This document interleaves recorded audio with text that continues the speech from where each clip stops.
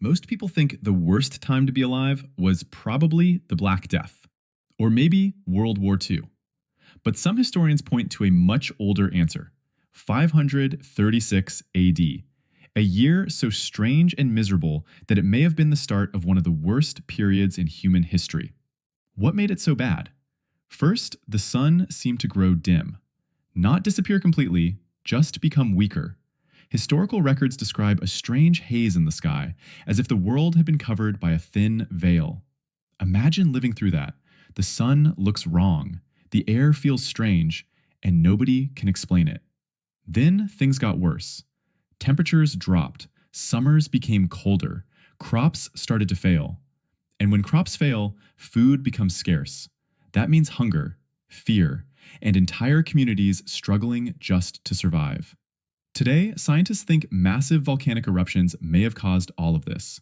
Those eruptions likely blasted huge amounts of ash and particles into the atmosphere. That ash blocked sunlight, cooled the planet, and damaged harvests across large regions. So the disaster didn't begin with a battle, or a monster, or one huge dramatic moment. It began with the sky. And that's what makes it so unsettling.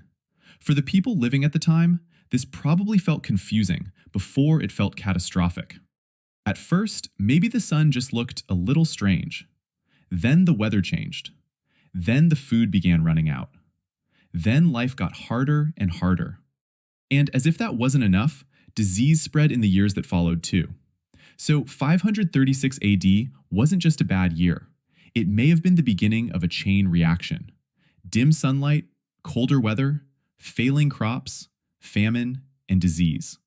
That's why some historians have called it one of the worst times to be alive. And the strangest part is that most people have never even heard of it. No famous battle, no single villain. Just a sky that looked wrong, and a world that slowly started falling apart.